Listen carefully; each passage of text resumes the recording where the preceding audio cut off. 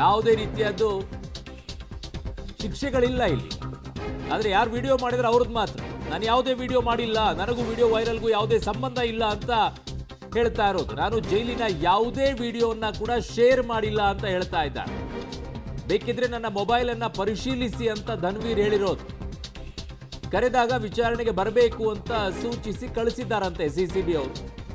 ನನಗೇನು ಗೊತ್ತಿಲ್ಲ ಅಂತ ಧನ್ವೀರ್ ಹೇಳ್ತಾ ಇರೋದು. ನನ್ನ ಮೊಬೈಲೇ ತಗೊಳ್ಳಿ, ನಾನು ಯಾವುದೇ ವಿಡಿಯೋನ ಕೂಡ ವೈರಲ್ ಮಾಡಿಲ್ಲ ಅಂತ ಧನ್ವೀರ್ ಹೇಳ್ತಾ ಇರೋದು. ನನಗೂ ವಿಡಿಯೋ ವೈರಲ್ಗೂ ಯಾವುದೇ ಸಂಬಂಧ ಇಲ್ಲ ಅಂತ ಹೇಳ್ತಾ ಇದ್ದಾರೆ. ನಾನು ಜೈಲಿನ ಯಾವುದೇ ವಿಡಿಯೋ ಕೂಡ ವೈರಲ್ ಮಾಡಿಲ್ಲ ಅಂತ ಹೇಳಿ. ನೋಡಿ ಇಲ್ಲಿ ಜೈಲಲ್ಲಿ ಹೇಗೆ ಆರಾಮಾಗಿ ಡ್ಯಾನ್ಸ್ ಮಾಡಿಕೊಂಡು, ಡ್ಯಾನ್ಸ್ ಮಾಡಬಾರ್ದು ಅಂತ ಏನಿಲ್ಲ, ಬಟ್ ಎಷ್ಟು ಎಣ್ಣೆ ಬಾಟ್ಲ್ಗಳು ತಿನ್ನಕ್ಕೆ ಬೇಕಾ, ಅವ್ರಿಗೆ ಬೇಕಾಗಿರುವಂಥ ಅಡುಗೆ ಮಾಡ್ಕೊಳ್ಬೋದು, ಆರಾಮಾಗಿ ಎಂಜಾಯ್ ಮಾಡ್ಕೊಂಡಿದ್ದಾರೆ ರೀ ಅವರು. ಅಂದರೆ ಒಂಥರ ರೆಸ್ಟ್ ತೆಗೆದುಕೊಳ್ಳೋಕೆ ಹೋಗೋಣ, ಹೊರಗಡೆಗೆಲ್ಲ ಕ್ರೈಮ್ ಮಾಡೋದು, ಸ್ವಲ್ಪ ರಿಲ್ಯಾಕ್ಸ್ ಆಗಿರೋಣ ಅಂತ ಹೇಳ್ಬಿಟ್ಟು ಜೈಲಿಗೆ ಹೋಗಿ ರಿಲ್ಯಾಕ್ಸ್ ಆಗಿ ಬರೋ ಕೆಲಸ ಇದು. ನನ್ನ ಸಹೋದ್ಯೋಗಿ ಈಗ ಮುರಳೀಧರ್ ನನ್ನ ಸಂಪರ್ಕಕ್ಕೆ ಸಿಗ್ತಾ ಇದ್ದಾರೆ. ಮುರಳಿ, ಈಗ ಧನ್ವೀರ್ ಅವರು ಒಳಗಡೆಗೆ ಹೇಗೆ ಹೋಗೋಕ್ಕಾಗತ್ತೆ, ಅವ್ರ ಹತ್ರ ಮೊಬೈಲ್ ಹೇಗೆ ಬಂತು ಅಂತ ಕೇಳಬೇಕಾಗತ್ತೆ. ಅವ್ರು ವಿಡಿಯೋ ವೈರಲ್ ಮಾಡಿದ್ದಾರೆ ಅನ್ನೋದಾದರೆ ಅವರು ಮೊಬೈಲ್ ಅಲೋ ಮಾಡಿರಬೇಕು, ಅವರಿಗೆ ಯಾರು ಕೊಟ್ಟರು ಅನ್ನೋದು ಮತ್ತೊಂದಿಷ್ಟು ಪ್ರಶ್ನೆಗಳು ಬರುತ್ತೆ. ಆಮೇಲೆ ಒಳಗಡೆಗೆ ಇವನ್ನೆಲ್ಲ ಸಪ್ಲೈ ಮಾಡಿದಂಥವ್ರು ಯಾರು, ಈ ಬಗ್ಗೆ ಯಾಕೆ ಆಫೀಸರ್ಸ್ಗಳು ಮಾತನಾಡ್ತಾ ಇಲ್ಲ, ಈ ಬಗ್ಗೆ ಯಾಕೆ CCB ಅವರು ತನಿಖೆಯನ್ನು ಮಾಡ್ತಾ ಇಲ್ಲ?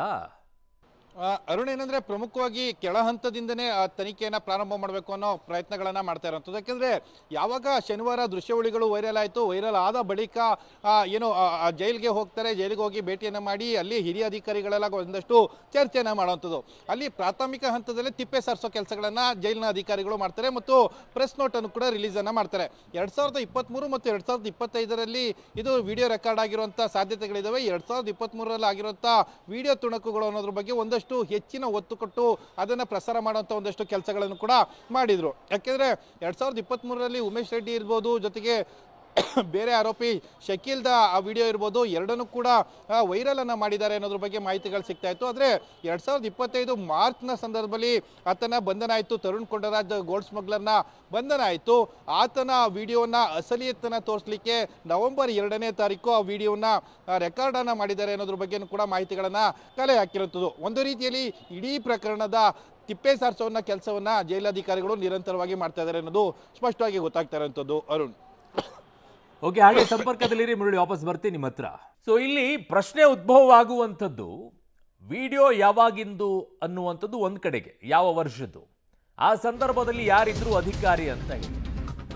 ಈಗ ರೀಸೆಂಟ್ ಆಗಿ ವಿಡಿಯೋಗಳಾಗಿದ್ದಿದ್ರೆ ಈ ಸಪ್ಲೈ ಮಾಡ್ತಾ ಇರೋರು ಯಾರು, ಎಣ್ಣೆ ಎಲ್ಲ ಸಿಗುತ್ತೆ ಅನ್ನೋದಾದ್ರೆ ಇನ್ನೇನು ಬೇಕ್ರಿ ಅವ್ರಿಗೆ?